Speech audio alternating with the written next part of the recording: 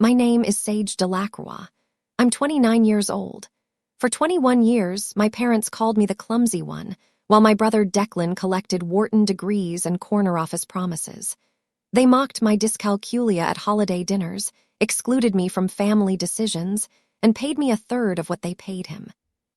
But on Declan's promotion night at the St. Regis, in front of 380 guests, a stranger handed me a folio that would expose every lie my parents ever told about me. What they didn't know, my grandfather had been watching. He saw everything, and he left me something that would flip the entire Delacroix Group upside down. Welcome back to Payback Chapters, where we tell quiet stories about ordinary women, the families that underestimate them, and the slow, certain way the truth comes out. If a room ever held the last of someone you loved, you already know why I couldn't look away. Drop a comment and be sure to subscribe. The Delacroix were old money Chicago, the kind of family whose name appeared on concert hall wings and university libraries.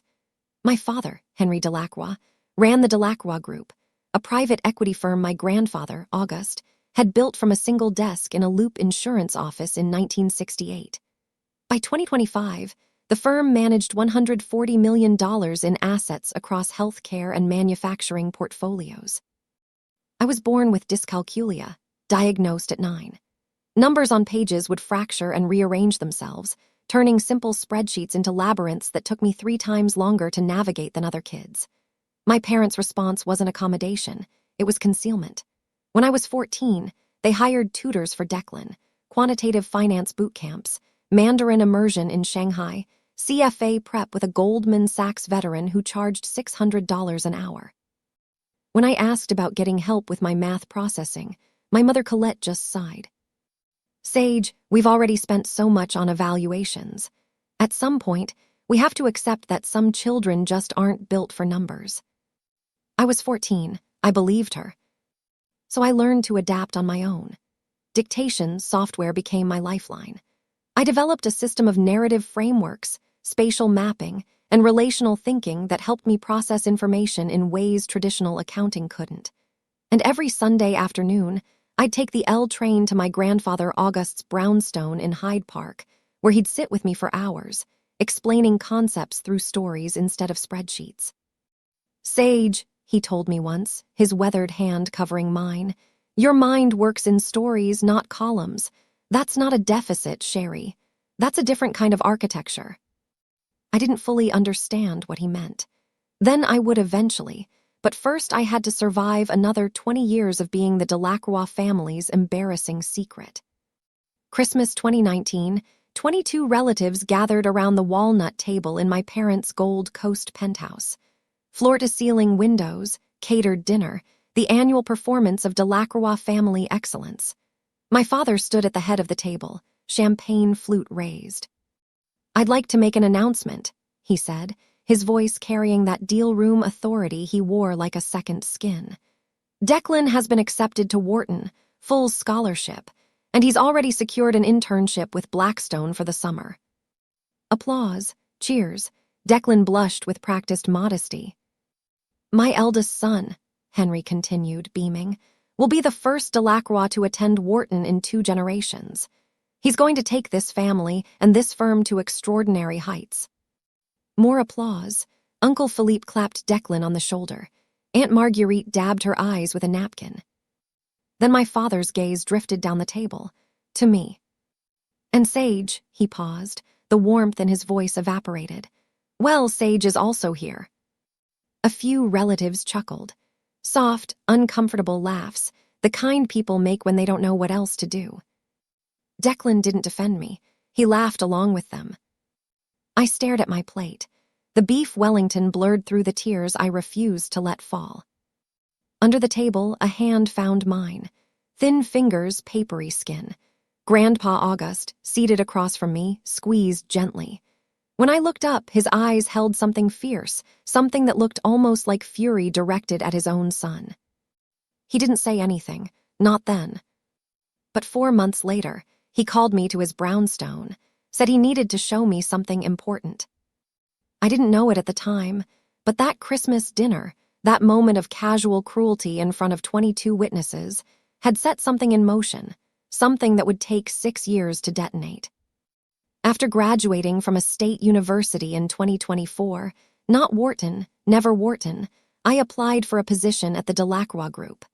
I wanted to prove I could contribute, that the family firm could be my path, too. My father agreed to hire me as a communications coordinator. Salary, $45,000 a year. That same month, Declan joined as director of portfolio analytics. His salary, $295,000 plus bonuses. My job consisted of drafting press releases, scheduling investor calls, and fetching reports for associates who never learned my name. I wasn't invited to a single deal review, never shown a single term sheet. But I watched and I listened. I discovered something about myself during those long hours in the windowless office we called communications. I could spot narratives others missed. When executives discussed portfolio companies in the hallway, I'd map the relationships between stakeholders, the flow of capital, the potential conflicts. A skill I developed to compensate for my number processing difficulties had become something else entirely. Grandpa August had taught me this. During those Sunday afternoons at his brownstone, he'd spread out old partnership agreements from the firm's early days and show me how to read them, not line by line, but as systems, as stories. Your father reads deals like a spreadsheet, he told me once in 2020, just before his health started declining. He looks for what he can optimize. You read them like a novelist. You see how all the characters connect. That same day, he'd handed me a small steel box, brushed nickel, with a combination lock. "Keep this safe," he'd said. "Don't open it yet. When you need it, you'll know." I'd taken the box home, tucked it in my closet, and tried to forget the strange weight of his words. March 2020, Grandpa August's brownstone. He was 87 then, his once vigorous frame grown thin, his white hair wispy against the pillow of his reading chair, but his eyes, those sharp, knowing eyes, hadn't dimmed at all. "Sit down, Sage." I sat across from him in the living room where I'd spent so many Sunday afternoons. The walls were covered with photographs. August shaking hands with the mayor in 1972. August at the IPO of a medical device company in 1988. August accepting a Civic Leadership Award in 1996. Not a single photo of my father at the helm. "I built the Delacroix Group from nothing," he said, his voice carrying decades of steel. "One desk, one phone, 55 years of work, your father." He paused, and something bitter flickered across his face. "Your father inherited it. He didn't build it. He doesn't understand what it means to create something. Grandpa, he judges people by their credentials, their degrees, their ability to perform in pitch rooms." He leaned forward. "I judge people by how they treat those who can't keep pace. And you, Sage, you're the only one in this family who knows how to listen." He pressed the steel box into my hands. "There's something inside that might help you someday, but not yet. You're not ready yet, and neither is Henry." His grip tightened. "When the time comes, when he shows you exactly who he is, you'll know what to do." I wanted to ask what he meant, what was inside, why he'd chosen me, but he changed the subject, started talking about the weather, his garden, the symphony he was listening to. 20 months later, he was gone. Stroke. I held his hand in the hospice, the only family member at his bedside. The box remained unopened in my closet. April 2025. The email arrived on a Wednesday afternoon. Subject line, "Role transition confidential." "Dear Ms. Delacroix, as part of our ongoing organizational optimization, your current position will be eliminated. Effective July 1st, 2025. HR will contact you regarding severance options." I read it 3 times. The numbers swam, rearranged, settled back into the same devastating message. They were firing me. That evening, I stayed late organizing files no one would ever look at. Through the thin walls separating my office from my father's corner suite, I heard voices. Henry and Colette. "Can't have her here when Declan takes over the family office," my father was saying. "It looks bad. The founder's daughter working as a secretary. People will ask questions." "What kind of questions?" "Why she's not in leadership. why we haven't promoted her. A pause. Why she's the way she is. My mother's response came soft, almost gentle. We've done everything we could for her, Henry. Some children just don't have what it takes. Exactly, so she needs to go. We'll give her a generous severance. She can find something else, something more suited to her abilities. I pressed my palm against the wall. $45,000 a year. My studio in Logan Square, shared with 2 roommates, cost $1,900 a month. No savings, no safety net. If I lost this job, I'd be couch surfing within 6 weeks. But the money wasn't what made my chest tight. It was the realization, settling into my bones like frost. If I let them do this, if I accepted their version of who I was, I would spend the rest of my life as the family failure. Not because I'd actually failed, but because I'd never been given the chance to succeed. Declan's promotion party was tomorrow. I wondered what other announcements my father had planned. May 16, 2025. The St. Regis Chicago Grand Ballroom. 380 guests filled the gilded room. Limited partners, portfolio founders, lawyers from white shoe firms, extended family members I barely recognized. Crystal chandeliers cast prismatic light across silk tablecloths. A string quartet played Ravel in the corner. This was Henry Delacroix's kingdom, his stage, the place where he performed his role as patriarch, as mogul, as the man who had everything. I stood in the entrance, tugging at the hem of my dress, charcoal, simple $95 from Everlane, the most I could afford on my salary. Everyone else glittered in designer gowns and tailored tuxedos. My mother intercepted me before I could find a seat. Sage. Colette's gaze traveled from my drugstore mascara to my scuffed heels, her lips pressed into a thin line. You couldn't find anything nicer. This is what I have. Well, she adjusted her Van Cleef bracelet, you'll be at table 29 near the service entrance. Try not to draw attention to yourself. Of course, and Sage. She leaned closer, her Chanel No. 5 overwhelming. Tonight is Declan's night. Whatever you're feeling, whatever resentment you think you're entitled to, keep it to yourself. Don't embarrass us. She walked away before I could respond. Table 29 was at the back of the ballroom, partially hidden behind a pillar. My table mates were distant cousins I'd met maybe twice. From my seat, I could see the main stage, the massive portrait of Declan in his business casual, the banner reading, "Congratulations, Declan Delacroix, Director of Portfolio Analytics."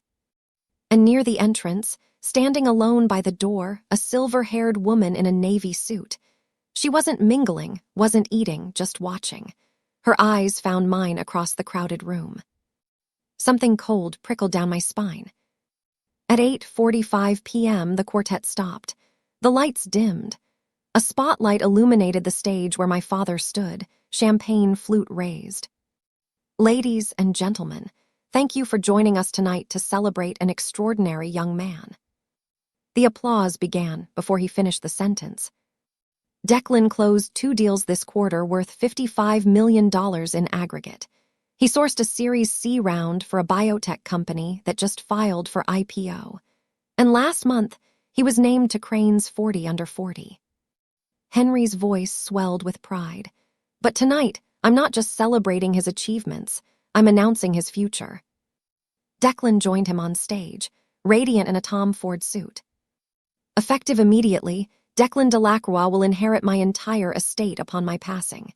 This includes our family residence at 1800 Lake Shore Drive, currently valued at $16 million, a Porsche Taycan Turbo, and most importantly, he paused for effect, the position of managing partner of the Delacroix Group when I retire. The room erupted. Standing ovation, camera flashes. Declan dabbed at his eyes with performative grace. 380 people celebrating, and not one of them glanced at table 29. The cousin beside me, a man I'd met at a funeral 7 years ago, leaned over. Sage, right, so what does that mean for you? I opened my mouth, closed it. What could I say? That I'd just been formally erased from my own family. That the termination letter in my inbox was only the beginning. That every fear I'd ever had about being worthless had just been confirmed in front of everyone who mattered. The applause died down. Declan hugged our father, cameras clicked. And through the crowd, the silver-haired woman at the door began walking toward me. Slowly, deliberately, like she'd been waiting for this exact moment. The woman stopped at my table. Up close, I could see she was older than I'd thought, early 60s, with deep-set eyes and the careful posture of someone who spent her life in courtrooms. "Miss Delacroix." "That's me." I straightened in my chair. "Can I help you?" "My name is Vivian Okonkwo." She pulled a business card from her breast pocket, cream-colored, embossed. "Okonkwo and Associates, attorneys at law. I was your grandfather's lawyer." My grandfather. The words hit like a punch. August passed away 5 years ago. "I'm aware." She didn't sit, didn't soften. "He left something for you with very specific instructions about when to deliver it." From inside her jacket, she produced a leather folio, heavy stock, sealed with blue wax bearing a notary stamp. "What is this?" "His trust amendment, the real one." Her voice dropped. "The one your father doesn't know exists." I stared at the folio. The notary seal read Okonkwo and Associates. October 14th, 2020. 6 months after that Sunday afternoon at his brownstone. 6 months after he'd handed me the steel box. "I don't understand." "Your grandfather gave me explicit instructions. I was to deliver this document on the day your father publicly disinherited you." Okonkwo glanced toward the stage, where Henry and Declan were still basking in applause. "I believe that just occurred." My hands trembled as I took the folio. "Ms. Okonkwo, what's in here?" For the first time, something almost like warmth flickered in her eyes. "Mr. August told me to tell you. Give this to Sage on the day Henry shows her exactly who he is. By then, she'll be ready." She straightened her jacket. "I'll be available when you have questions. You have my card." Then she turned and walked away, disappearing into the crowd. I couldn't breathe in that ballroom. I pushed through the service entrance, found an empty hallway near the kitchen. Fluorescent lights buzzed overhead. The sounds of celebration muffled to a distant hum. My fingers shook as I broke the wax seal. Inside, 4 pages of dense legal text, a notarized signature, a date, October 14th, 2020. I read slowly, carefully. The numbers swam, but I forced them into focus. "I, Auguste Marcel Delacroix, being of sound mind and body, do hereby revoke all previous trust declarations and declare this to be my final and binding trust amendment." My eyes caught on a paragraph near the middle. "To my granddaughter, Sage Colette Delacroix, I bequeath 53% of my voting shares in Delacroix Group, LLC, currently valued at approximately $74 million, along with all governance rights associated therewith." I read it again and again. 53%, controlling interest. The document continued. "This bequest is made with full knowledge of my son Henry's treatment of Sage. She has been excluded, diminished, and denied opportunity, not due to lack of ability, but due to lack of support. Sage is not clumsy. Sage was abandoned, and I will not allow her father's impatience to continue after my death." A sob caught in my throat. Grandpa had seen. He'd seen everything. Condition. To activate this bequest, Sage must formally request an emergency partners meeting within 72 hours of receiving this document.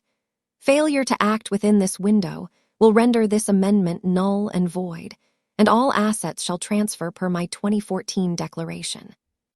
72 hours. The deadline would fall at 8:45 p.m. on May 19th. I leaned against the cold wall, the document clutched to my chest. My grandfather had given me a weapon. Now I had to decide if I was brave enough to use it. Vivian Okonkwo was waiting by the coat check when I emerged. "You read it." "The 72-hour clause," my voice cracked. "Why would he put that in?" "Your grandfather knew you, Miss Delacroix." She handed me a second card, this one with a personal cell number handwritten on the back. "He knew that if he gave you unlimited time, you might convince yourself not to act. The deadline isn't a punishment. It's permission. Permission to stop waiting for your family to change their minds about you, to take what's rightfully yours. She checked her watch. The deadline is 8:45 p.m. May 19th. 3 days. If you want to proceed, you'll need to submit a formal request for an emergency partners meeting. I can help you draft it. Through the ballroom doors, I could see my father still on stage, posing for photographs with Declan. My mother circulated among guests, accepting congratulations as if she'd earned them herself. If I did this, if I invoked the trust, I would destroy every relationship I had left. My parents would never forgive me. Declan would see it as betrayal. But if I stayed silent, I would accept their verdict. I would become exactly what they'd always said I was. The clumsy one, the unfocused one, the daughter who didn't matter. Ms. Okonkwo, your grandfather believed in you. He spent the last 5 years of his life preparing for this moment. The question is, do you believe in yourself? I looked at the document in my hands, at the elegant signature of the man who'd held my hand under Christmas tables and taught me to read partnership agreements like novels. I'll call you tomorrow, I said. We're requesting that meeting. Okonkwo allowed herself a small smile. He said you would. I'm going to pause here for just a moment. If you've ever been underestimated by the people who were supposed to believe in you, if you know what it feels like to be dismissed, I want you to comment the word enough below. Let me know I'm not alone in this. And if you want to see what happened when I walked into that boardroom, keep watching because we're just getting started. Now, back to the story. That night, back in my cramped Logan Square apartment, I finally opened the steel box. My roommates were asleep. The only light came from the street lamp outside my window, casting amber stripes across my bed, where I sat cross-legged, the brushed nickel box in my lap. The combination clicked. My birthday I'd always known, and the lid lifted. Inside, a handwritten letter on August's personal stationery, a faded document with a 1968 date stamp, and a USB drive, sleek and modern, clearly added much later. I reached for the letter first. My dearest Sage, if you're reading this, then Vivian has done her job, and your father has done exactly what I feared he would. I'm sorry I couldn't protect you while I was alive, but I can protect you now. The enclosed document is the original partnership agreement from 1968, when I founded the Delacroix Group with 2 colleagues who have long since passed. Your father has never seen it. It establishes that the founders' shares carry permanent voting rights that cannot be diluted or transferred without unanimous partner approval.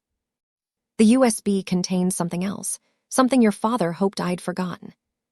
In 2019, Henry proposed a resolution to reduce my voting rights from 53% to 12%. His stated reason: I was too old to understand modern healthcare investing. The real reason: he wanted control, and I was in his way. The partners rejected his proposal by 2 votes. I was one of those votes. I never forgot what he tried to do, and I never forgave him for the way he treated you to justify it, as though diminishing you somehow proved I was unfit. Use this wisely, Sage, not for revenge, for justice. All my love, Grandpa August. I plugged the USB into my laptop. The file was labeled Partners Meeting Minutes, November 2019, PDF. My father's attempt to strip his own father of power. Documented, time-stamped, evidence. May 17th, 9:00 a.m. Margaret Chen answered on the second ring. Sage Delacroix. Her voice carried the precision of someone who'd structured deals for decades and laughed at the ones that didn't hold up. I've been wondering when you'd call. You know who I am. Sweetheart, your grandfather and I funded half the clinics on the South Side together in the 80s. He talked about you constantly. A pause. He also told me about the trust 4 years ago, right before he passed. I gripped my phone tighter. Then you know what I'm about to do. I know what you're considering doing. There's a difference. Margaret's tone shifted, sharper now, more businesslike.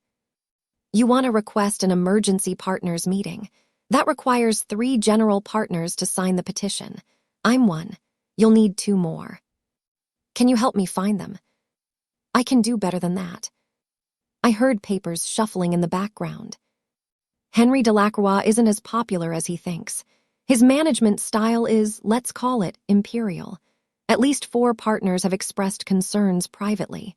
They just need someone to go first. Hope sparked in my chest. Who? James Park, Linda Okonkwo. She corrected herself. Linda Okonkwo Chen. They've both been on the receiving end of Henry's temper in closed sessions. I'll make some calls. Another pause. Sage, I need you to understand something. This isn't going to be pleasant. Your father will fight. Your brother will fight. They'll say terrible things. They've been saying terrible things my whole life. Margaret laughed, a warm, genuine sound. August always said you would steal under all that quiet. I'm starting to see what he meant. She cleared her throat. I'll have the petition ready by tonight. Partners meeting request. May 19th, 10:00 a.m. Delacroix Tower, 41st floor. Thank you, Margaret. Don't thank me yet. Thank me when you're sitting in that boardroom. May 18th. Henry found out about the partners meeting at 4:00 p.m. I know this because Declan called me 30 minutes later, his voice tight with controlled fury. What did you do? I was sitting in my office at the Delacroix Group, pretending to organize files. I don't know what you're talking about. Dad just got a notice from the firm's secretary. Emergency meeting tomorrow, requested by Margaret Chen and 2 other partners. A pause, sharp as broken glass. Margaret Chen hasn't requested anything in 18 years. What did you do? Maybe she has concerns about firm management. Don't play games with me, Sage. Declan's composure cracked. If you're trying to embarrass us, trying to make some kind of scene. I'm just doing my job, Declan, same as always. He hung up without saying goodbye. 20 minutes later, Henry stormed past my office on his way to his suite. He didn't look at me, didn't acknowledge I existed, just slammed his door hard enough to rattle the windows through the wall. I heard him on the phone. Ridiculous waste of time. Margaret's probably going senile. We'll address her concerns and move on. No, I'm not worried. Sage? My God, Declan, she can barely read a balance sheet. She's not a threat to anyone. I smiled. For the first time in 29 years, being underestimated felt like an advantage. That night in my apartment, I prepared. Printed 3 copies of the trust, downloaded the 2019 partners minutes onto my phone as backup, wrote a brief statement, not an accusation, just a presentation of facts. Vivian Okonkwo confirmed she'd attend as the authenticating attorney. Margaret texted at 11 p.m. Petition filed. See you tomorrow. Your grandfather would be proud. I barely slept, but for once, it wasn't anxiety keeping me awake. It was anticipation. May 19th, 2025, 9:45 a.m. Delacroix Tower. The elevator opened onto the 41st floor, floor-to-ceiling windows, Italian marble, the kind of corporate opulence designed to intimidate. I stepped out in a borrowed navy blazer. My roommates, 2 sizes too big, carrying a leather portfolio I'd bought at a thrift store for $18. The security guard at the boardroom door held up his hand. Name? Sage Delacroix. He checked his tablet, frowned. You're not on the authorized attendee list. I'm a Delacroix Group employee, and I have business with the partners. Ma'am, this is a restricted meeting. I can't let you. Is there a problem? Declan's voice behind me. I turned. He looked immaculate. Charcoal power suit, Rolex Daytona, the uniform of someone who belonged in boardrooms. Sage, his smile didn't reach his eyes. What are you doing here? I have information to present to the partners. Information, Declan laughed, a sharp, performative sound. About what? You work in press releases. The nature of my presentation is confidential. You don't even know what EBITDA stands for. Earnings before interest, taxes, depreciation, and amortization. It's not that complicated. Declan's smile flickered. Before he could respond, Our father appeared at the end of the hallway, flanked by two senior partners. "What's going on here?" "Sage wants to attend the partners' meeting," Declan said. "I was just explaining that's not possible." "Actually," a voice called from inside the boardroom, "it does." Margaret Chen appeared in the doorway. 76 years old, silver-haired, standing with the quiet authority of someone who'd been writing term sheets when Henry was still in business school. "I invited her. She is standing to address the partners." Margaret smiled. "Let her in." Henry's jaw tightened. For a moment, I thought he might physically block the door, but Margaret Chen had been a general partner for 38 years. Her authority in that room exceeded his. "Fine," my father's voice was ice. "Let her speak. We'll see how long it takes before she embarrasses herself." The boardroom was smaller than I'd imagined. An oval table of polished mahogany, 16 leather chairs, portraits of past partners on the walls. Including, I noticed, my grandfather August, his painted eyes seeming to watch from above the fireplace. 16 partners took their seats. Henry at the head, Declan to his right, not officially a partner yet, but positioned as heir apparent. I was directed to a chair at the far end, the children's table of private equity governance. In the corner, Vivian Okonkwo sat with her briefcase. She caught my eye, nodded once. Robert Hartley, the managing director, a distinguished man in his mid-60s who'd known my grandfather for decades, called the meeting to order. This emergency session was requested by Margaret Chen, James Park, and Linda Okonkwo Chen. "Margaret, you have the floor." Margaret rose.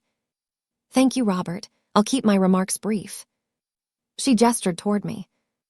"The matter I wish to address concerns a document that has recently come to light, a document that affects the ownership structure of this firm."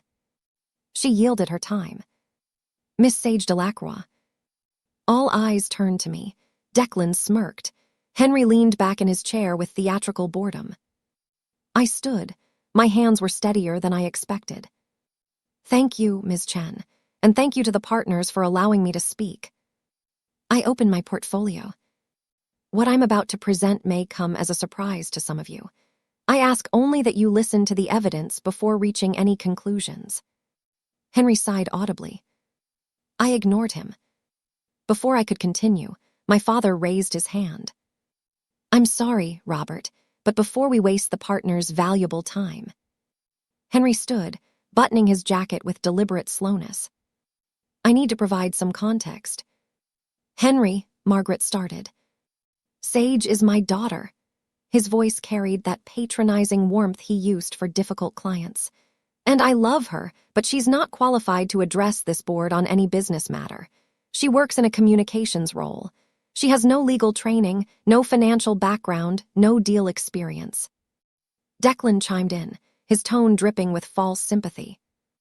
"Sage also has dyscalculia. She struggles with numbers. We've tried to support her, but," he shrugged elegantly, "some limitations can't be overcome with effort alone." A few board members shifted uncomfortably. "What we're seeing here," Henry continued, "is a troubled young woman acting out, perhaps due to the announcement at Declan's promotion party. Sibling jealousy is—" "Mr. Delacroix." Robert Hartley's voice cut through like a gavel. "You'll have an opportunity to respond, but Miss Delacroix requested this time, and she's entitled to use it." Henry sat down. His expression promised consequences. Declan caught my eye and mouthed, "You're embarrassing yourself." I looked at them both, my father, my brother, and felt something shift inside me. Not anger, something colder, clearer. They weren't trying to protect me. They weren't even trying to protect the firm. They were trying to protect their version of the story, the version where I was nothing. "Thank you, Mr. Hartley." I pulled the document from my portfolio. "I won't be discussing my number processing ability today. I'll be discussing this." I held up the trust. The room went silent. "This is the final trust amendment of Auguste Marcel Delacroix, founder of this firm, notarized October 14th, 2020. Henry's face drained of color. "That's impossible." His voice came out strangled. My father's trust was executed in 2014. I have a copy. You have a copy of his previous trust. I kept my voice level, clinical. Under Illinois probate code, a subsequent valid trust amendment automatically revokes all prior declarations. This document, I placed it on the table, was executed 6 years after the one you possess. I slid the document to Robert Hartley. Ms. Okonkwo, I gestured to Vivian, who rose from her corner seat. Would you please confirm the authenticity of this document? Vivian approached the table. I'm Vivian Okonkwo, principal at Okonkwo and Associates. I served as Auguste Delacroix's personal attorney from 2005 until his death in 2021. I can confirm this trust was executed in my presence on October 14th, 2020. It was witnessed by 2 independent notaries, and the original is held in escrow at Northern Trust Private Banking. Robert Hartley studied the document. His eyebrows rose. This bequeaths 53% of Delacroix Group shares to. He looked up at me. To you, Miss Delacroix. Murmurs rippled around the table. That's a forgery, Declan said, but his voice had lost its confidence. It's not, Vivian's response was immediate. And I'd advise you against making accusations of fraud without evidence, Mr. Delacroix. Okonkwo and Associates' reputation speaks for itself. Henry slammed his palm on the table. This is absurd. My father was ill. He was being manipulated. Manipulated. I pulled out my phone. Perhaps you'd like to explain this then. I pressed play on the 2019 partners meeting audio. My father's voice filled the room.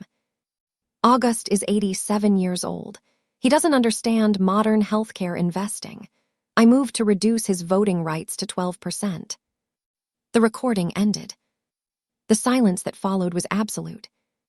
That recording, Henry's face had turned a mottled purple.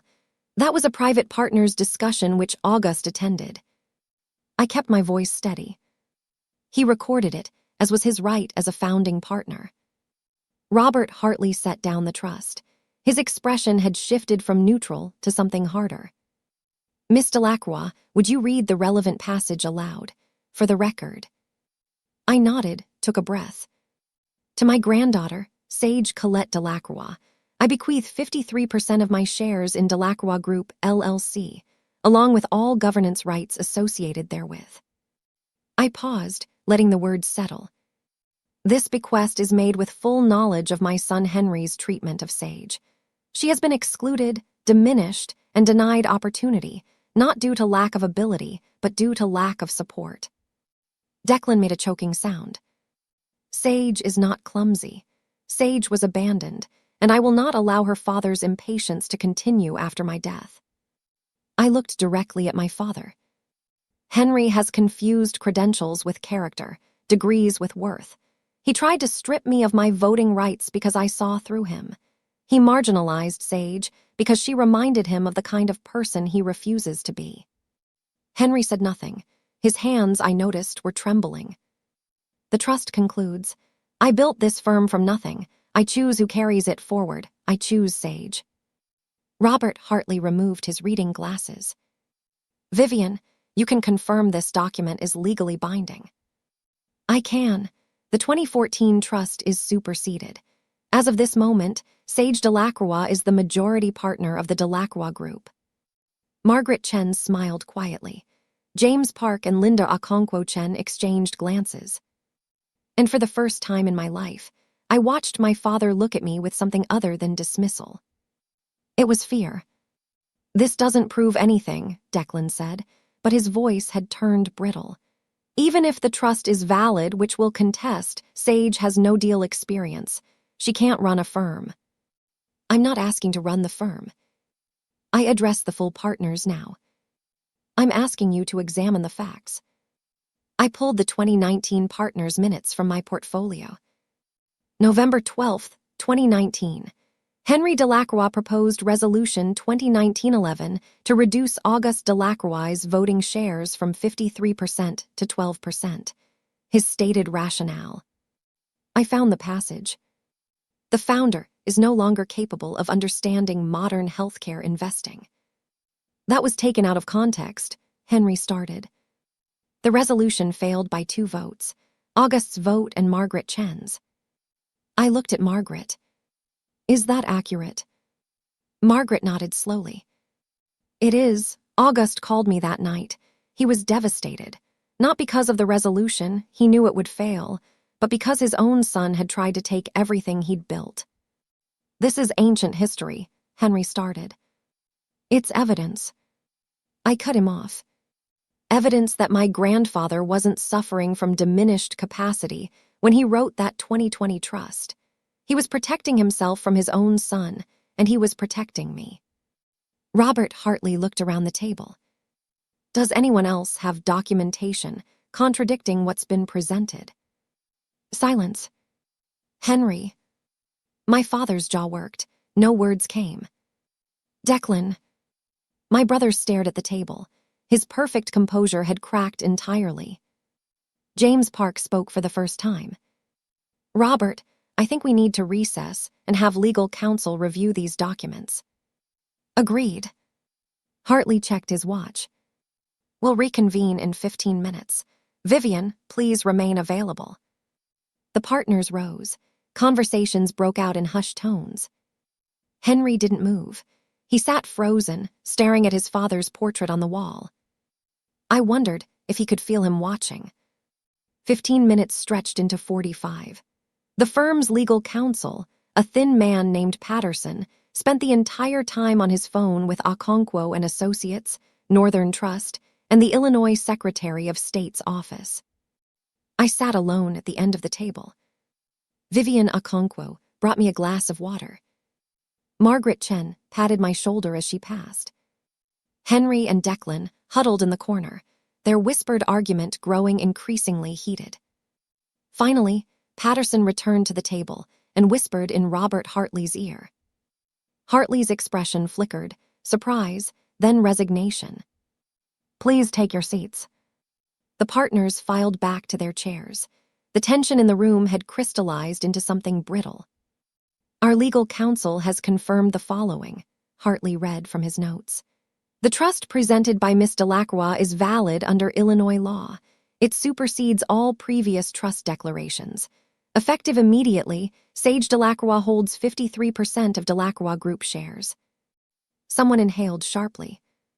Additionally, Hartley continued, as majority partner, Miss Delacroix has the right to propose motions to the partners, including matters pertaining to executive leadership. He looked at me. Miss Delacroix, do you have any motions you wish to bring forward? I stood. My heart was pounding, but my voice held steady. I have one motion. Henry rose from his seat. Robert, this is. Sit down, Henry. Hartley's voice carried unexpected steel. Miss Delacroix has the floor. Henry sat. His face had gone gray. I looked around the table at 16 people who, until an hour ago, had never considered me capable of anything. Now they waited for my decision. The power to destroy my father's career was in my hands. I thought about what my grandfather would want, and I made my choice. I'm not proposing to remove Henry Delacroix as managing partner. The tension in the room shifted. Declan's head snapped up. Even Margaret looked surprised. What I am proposing, I continued, is a vote of confidence. The partners will decide whether Henry Delacroix retains their confidence as managing partner of the Delacroix Group. If the majority votes no confidence, he resigns.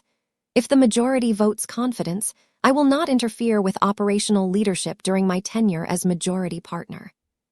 This is absurd, Declan stood. You're turning this into a spectacle, a revenge fantasy. No. I met his eyes.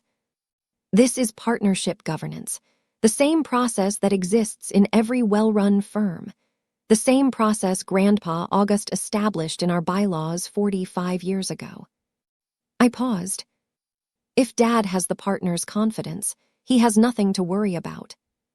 Robert Hartley studied me for a long moment. Something like respect flickered in his expression. Is there a second for this motion? Seconded. Margaret Chen didn't hesitate. Then we'll vote. All those expressing confidence in Henry Delacroix as managing partner, raise your hands. 4 hands went up, Henry's allies, people who owed their partnership to his recommendations.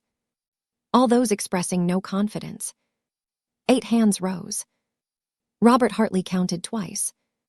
Then he set down his pen. The motion carries, 8-4 with 1 abstention and 3 absent. He turned to Henry. Mr. Delacroix, the board has voted no confidence. Per Section 15.2 of our bylaws, you have 30 days to tender your resignation. Henry said nothing. He stood, looked at me. Really looked at me. For what might have been the first time in my life. I expected rage, hatred, threats. What I saw was worse.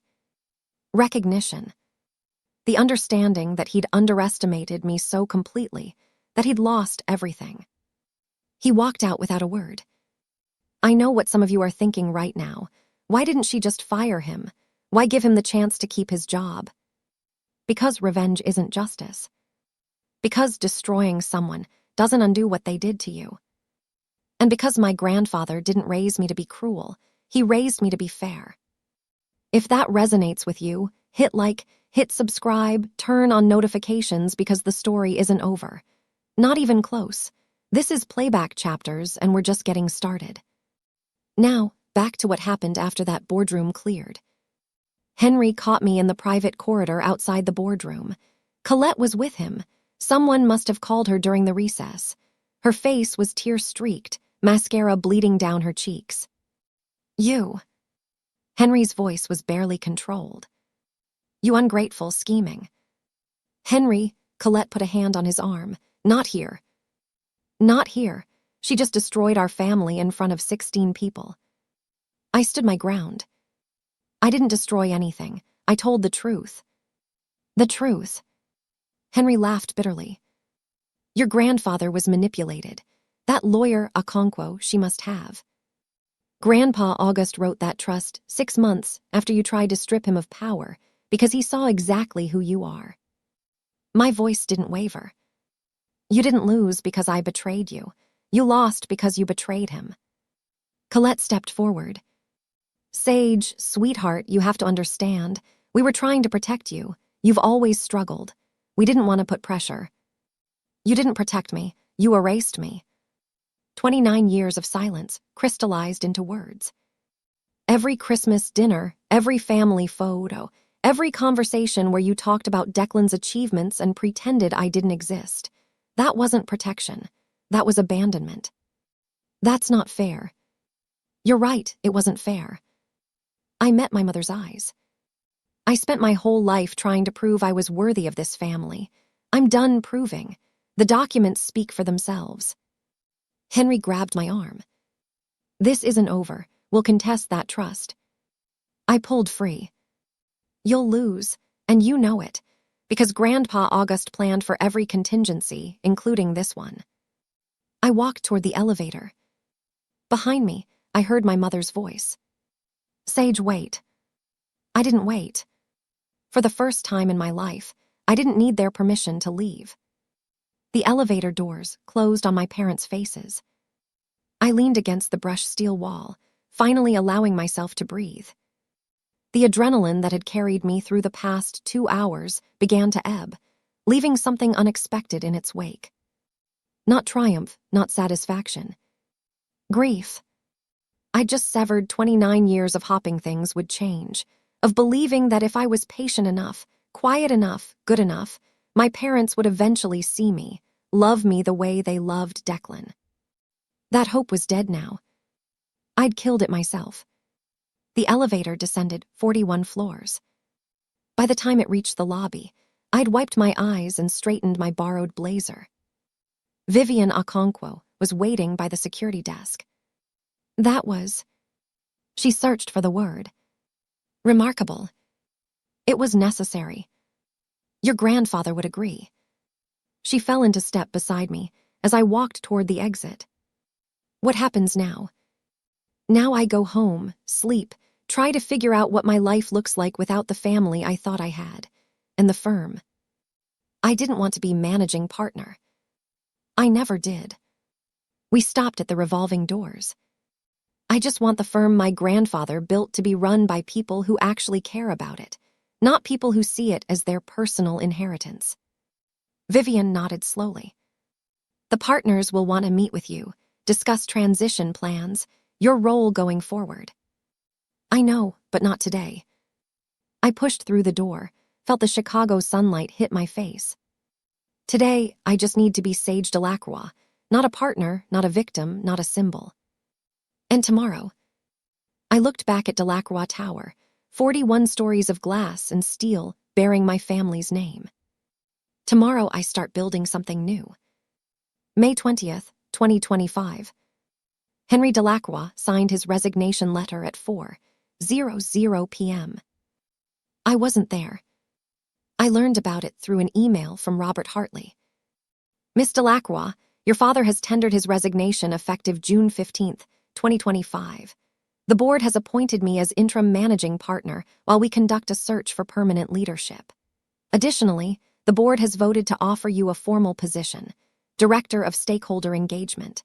This role would allow you to participate in major decisions while you determine your long-term relationship with the company. Please let me know your thoughts. Regards, Robert Hartley. I read the email 3 times. Habit. And then forwarded it to Vivian Okonkwo for review. Her response came within an hour. Fair offer, no hidden strings. Congratulations, Sage. That evening, an all-staff email went out to the Delacroix Group team. Effective June 15th, Henry Delacroix will step down as managing partner. Robert Hartley will serve as interim managing partner. Additionally, the board welcomes Sage Delacroix as Director of Stakeholder Engagement in her capacity as majority partner. We thank Henry for his years of service and wish him well in future endeavors. My phone buzzed with messages. Colleagues I'd worked beside for 2 years, people who'd never learned my name, suddenly wanted to have coffee, to reconnect, to catch up. I ignored most of them. But one message stood out. From Patricia Morales, an executive assistant who'd started at the firm in 1990, who'd worked directly with my grandfather. Sage, August used to talk about you constantly. He said you saw narratives others missed. I never understood what he meant until today. Welcome to the partnership. He'd be so proud. I saved that message. Some validation doesn't come from family. Sometimes that's better. 1 week later, the story went public. Chicago Business Journal, Delacroix Group shakeup. Founder's granddaughter takes control after secret trust surfaces. The article didn't name me directly. Corporate privacy laws prevented that, but anyone in Chicago finance circles knew exactly who it was about. In a dramatic turn of events, the heir apparent to the Delacroix Group empire has been displaced by a previously unknown family member. Sources close to the board described the transition as long overdue and cite concerns about the former managing partner's management style. Henry and Colette canceled their appearance at the Art Institute Gala. Health reasons, according to their publicist.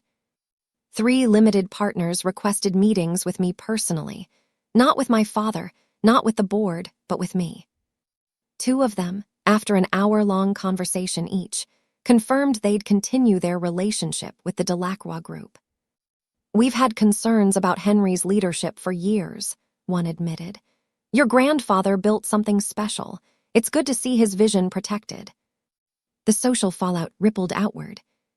Friends of my parents suddenly remembered previous engagements. Invitations to charity events dried up.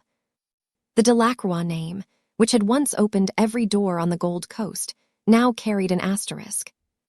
I didn't celebrate their humiliation, but I didn't mourn it either. Margaret Chen called me on Saturday morning. How are you holding up? I don't know yet. Ask me in 6 months. Fair enough. A pause. August would have handled it exactly the same way, the vote of confidence instead of termination, giving him a chance he didn't deserve.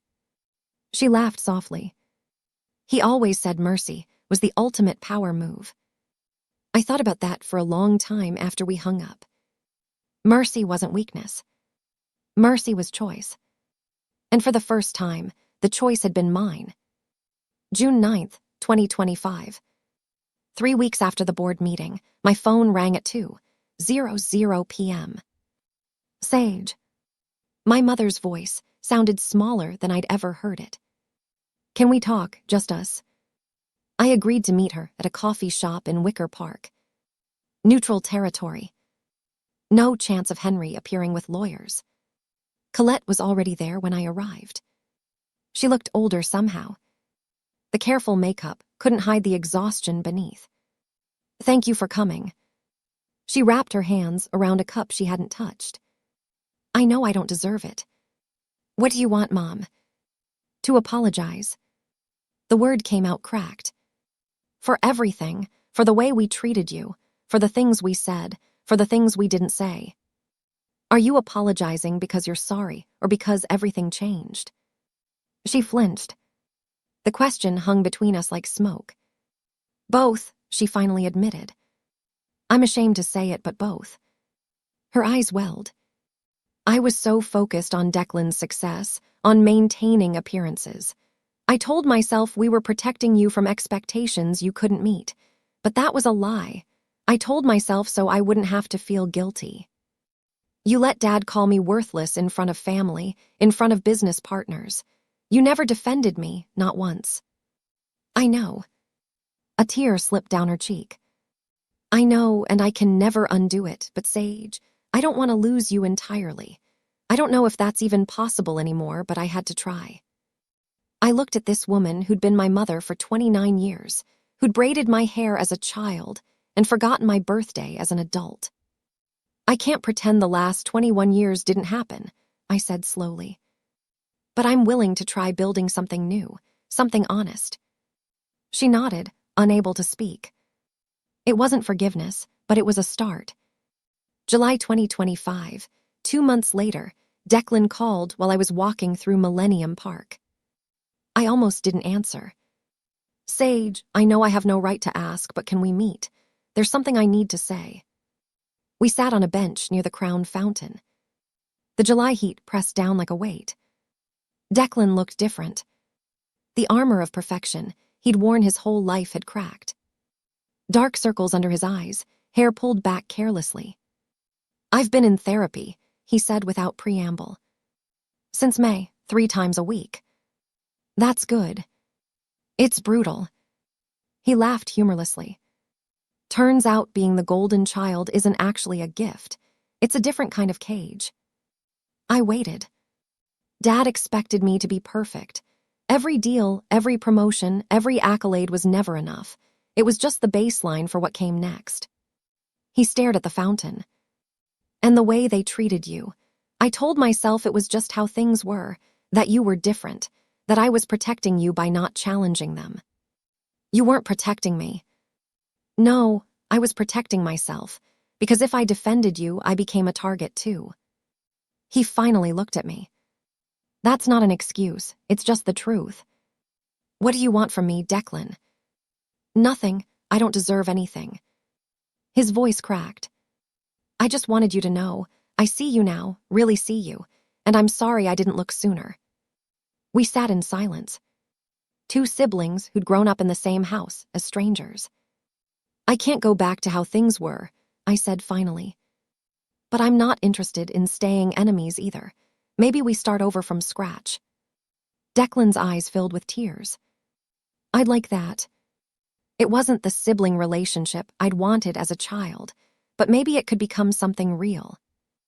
October 2025, 5 months after the board meeting, I moved into my own apartment in Hyde Park. 1 bedroom, pre-war building.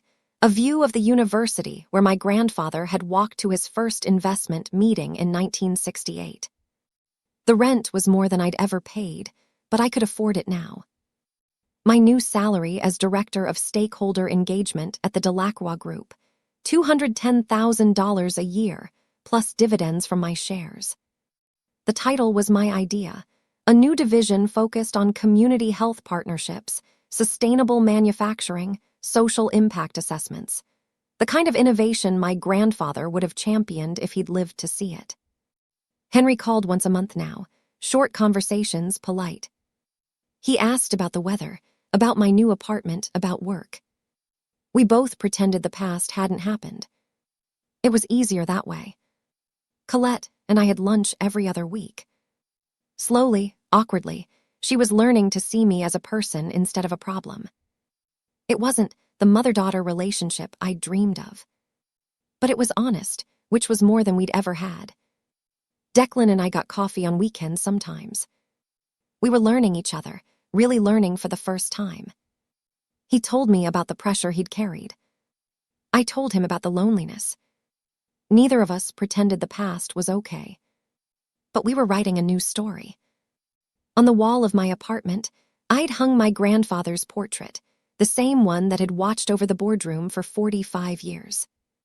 Sometimes, when the evening light hit it just right, I could almost see him smiling. "You did it, Grandpa." I thought. "You gave me the tools. I just had to be brave enough to use them." 5 months ago, I was invisible. Now I was finally fully myself. Looking back, I understand something now that I couldn't have understood at 28. My grandfather didn't leave me 53% of his firm because I was better than Declan.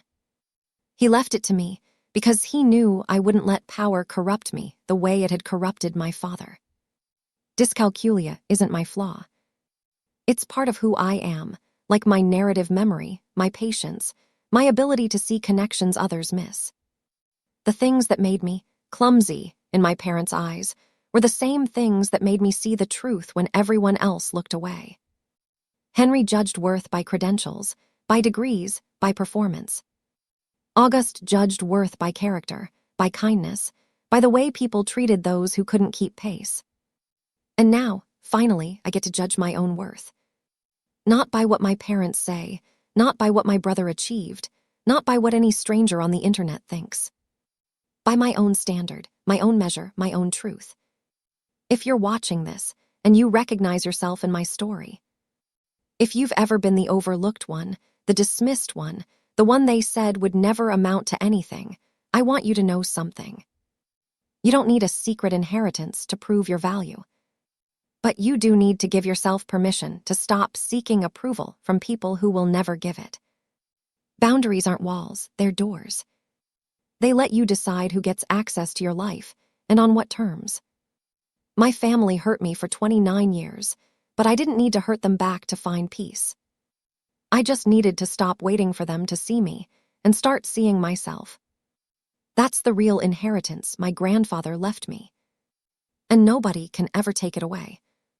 If this story meant something to you, if it reminded you that your worth isn't determined by the people who failed to see it, I want to hear from you. Subscribe to Playback Chapters, hit the bell, leave a comment telling me your story. And if you want more stories like this, stories about ordinary people who found the courage to stand up for themselves, check the link in the description. Thank you for being here. Thank you for listening. Until next time.